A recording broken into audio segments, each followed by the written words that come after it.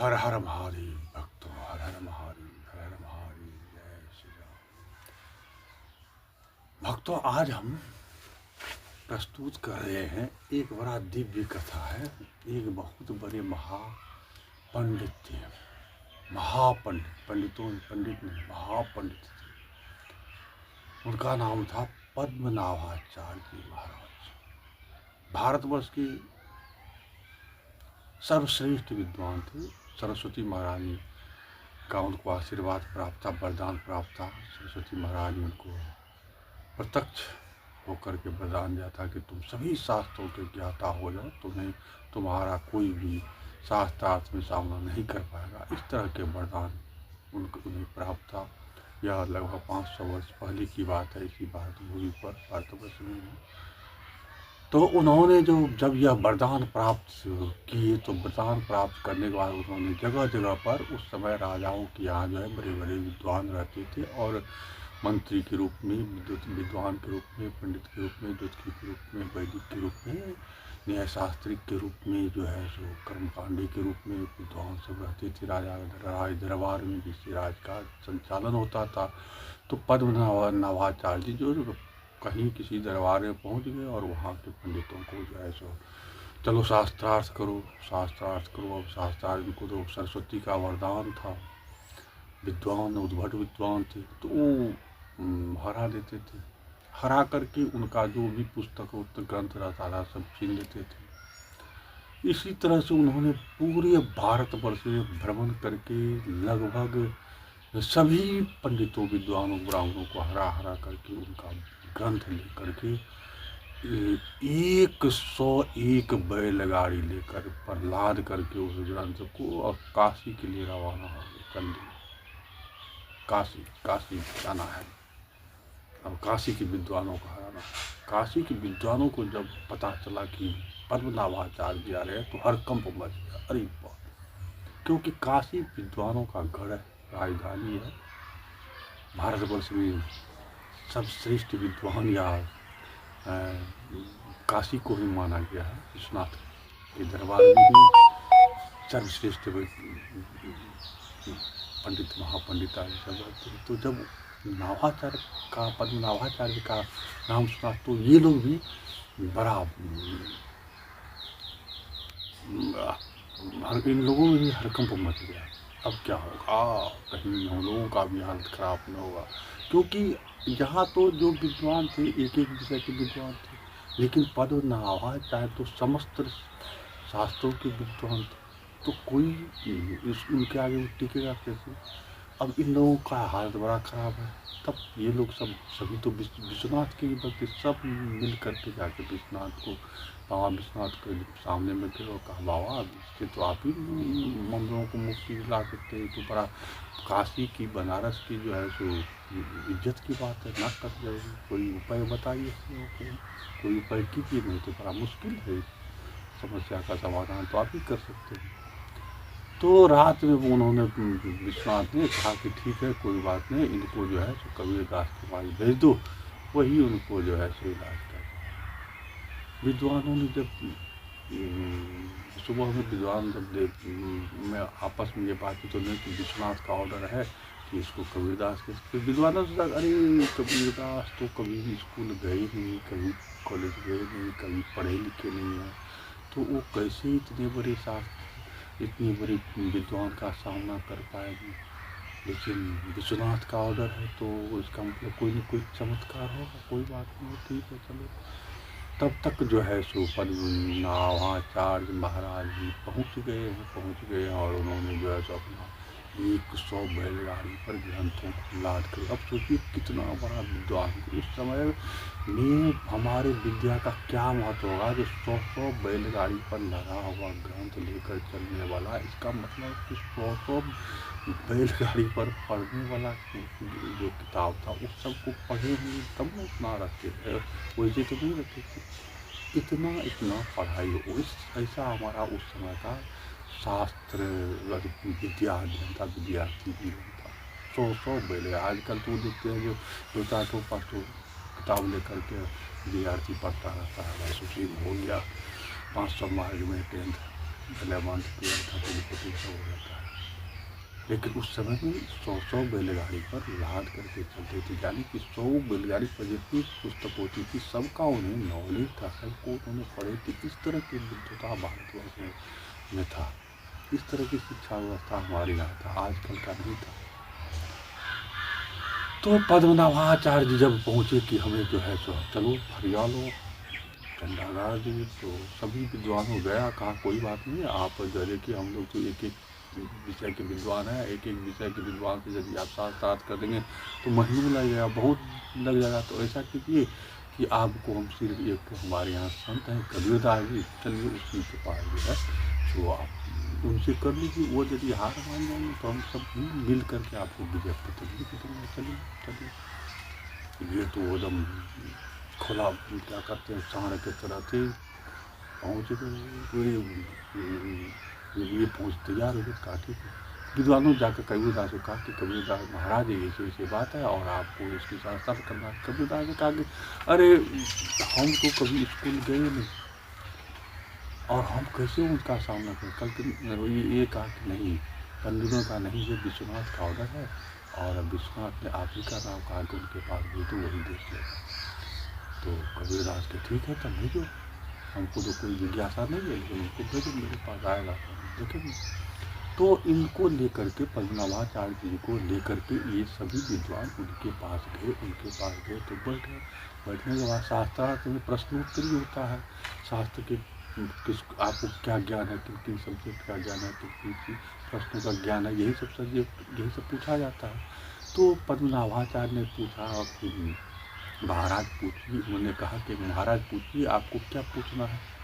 तो कबीरदास कहते देखिए मुझे तो कोई, मेरा तो समाधान हो चुका है, कोई शंका है ही नहीं मेरे जीवन में, मैं जान गया हूँ क्या है नहीं है, मुझे कोई अपने लिए शंका नहीं है।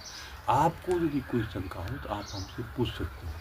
तो अब इतने बड़े विद्वान उनसे कैसे कुछ पूछे, उनको कैसे कहे। तो कहा नहीं हमको तो कोई शंका नहीं है, आपको यदि कहीं कुछ है तो आप पूछिए हमसे, तभी ना हम उसका उत्तर दे पाएंगे, या नहीं तो प्रश्न उत्तर तो ऐसे होगा।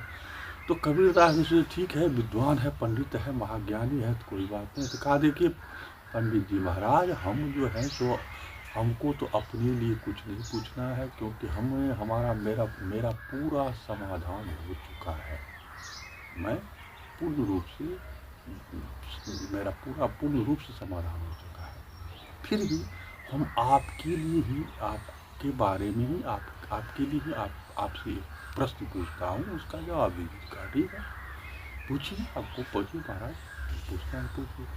तो ये कबीरदास ने पूछा कि महाराज आपने पढ़ के समझा कि समझ के पढ़ा, ये जवाब। आप कहते हैं बहुत बड़े विद्वान है, तो आप पढ़ के समझे कि समझ के पढ़े, और जवाब ढंग से दीजिएगा, ये नहीं कि कुछ बात बना, क्योंकि पंडित जी लोग बात काफ़ी बनाते हैं, बहुत कुछ समझाते बुझाते हैं, तो वो सब नहीं, इसका सही जवाब हमको चाहिए। आपने क्या पढ़ के समझा कि समझ के पढ़ा। पद्मनाभाचार्य चूँकि विद्वान तो थी, सभी शास्त्रों का उन्हें पूर्ण ज्ञान था, सरस्वती का वरदान था, प्राप्त था, तो वैसी तो नहीं कि सरस्वती उनका जो है सो उनको वरदान दिया हो। तो वो गुम हो गई। गुम होने के बाद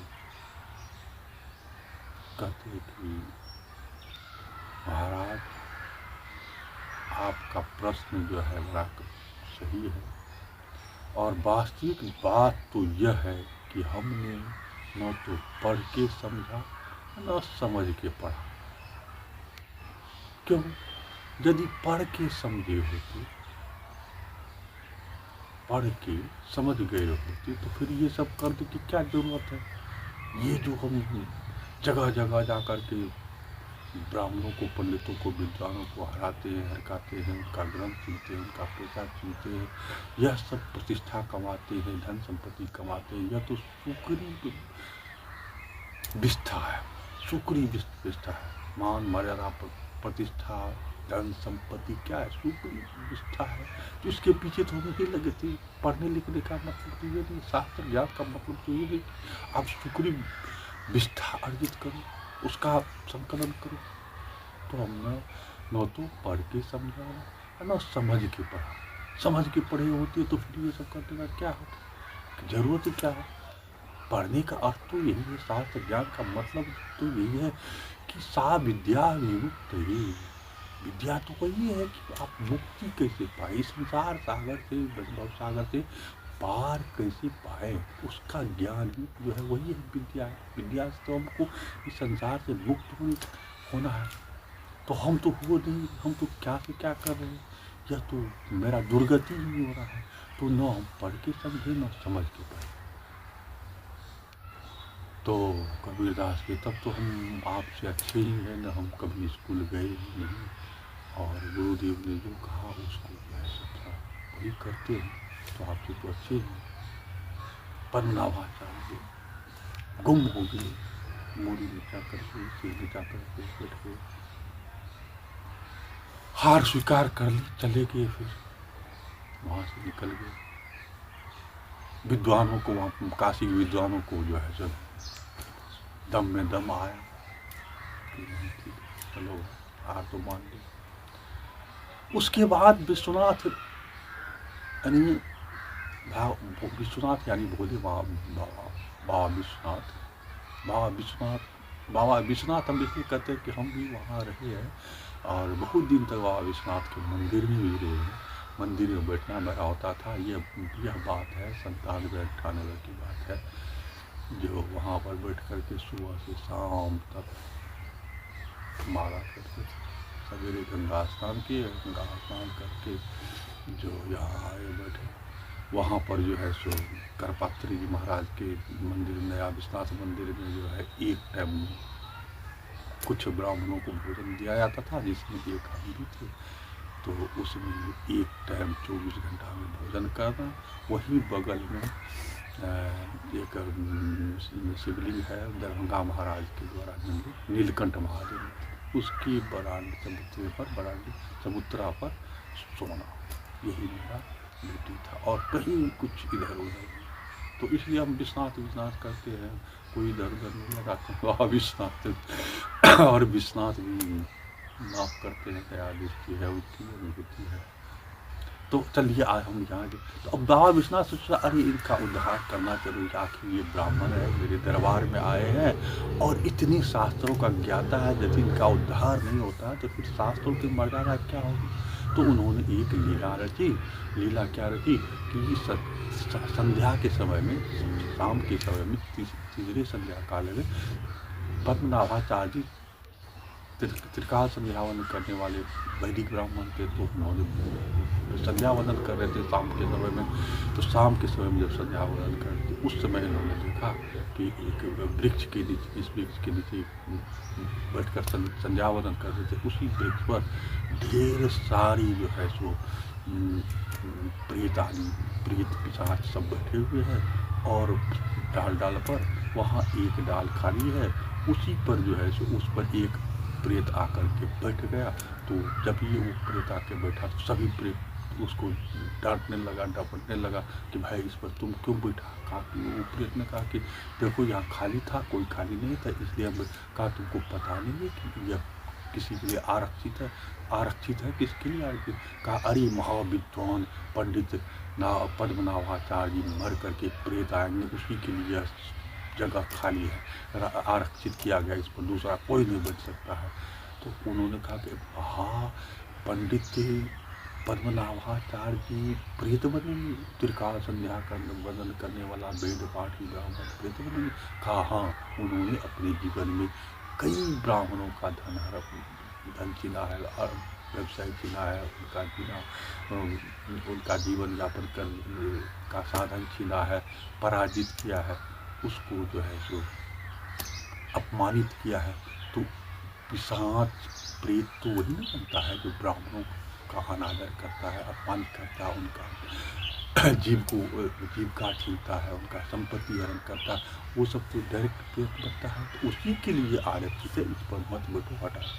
यह सभी बातें पद्मनाभाचार्य सुने, अपनी आंखों से देखे उस लीला को, अपनी कानों से सुने, तभी उठ करके तो कहा वो फिर तो कहा तो इसका उपाय क्या है? यदि परमाचार्य जैसे विद्वान पंडित प्रेत बनता है तो बाकी का क्या कुछ इसका कोई उपाय? तो कहा हाँ इसका उपाय है। तो उसी एक प्रेत ने कहा कि इसका उपाय है। ऐसा हो सकता है कि यदि पद्मनाभाचार्य कबीरदास जी के पास जा करके और शरणागति प्राप्त कर ले, उनसे दीक्षा ले ले तो ये बच सकते हैं, अन्यथा कोई उपाय नहीं। तो पद्मनाभाचार्य तत्काल ही वहाँ गए कबीरदास जी के पास और कबीरदास जी के पास जाकर कहे सरकार हमारी त्राहिमाम करने लगे, हमारी आप रक्षा करें। तो कबीरदास जी कहा ठीक है, यदि आप इस तरह से चाहते हैं तो कोई बात नहीं, जाइए आपने अभी तक जिस शिक्षा को प्राप्त किया है उस शिक्षा को गंगा जी में विसर्जित कर दीजिए, उसके बाद आइए, क्योंकि हम कुछ भी लिखेंगे तो पूरे कागज पर ही लिखेंगे ना। तो कोरा कागज जब कागज लिखा रहेगा तो उस पर क्या लिखेंगे? इसलिए आपके पास जो कुछ है जाकर गंगा जी में विसर्जित कर दीजिए, फिर मेरे पास आइए तब लिखेंगे।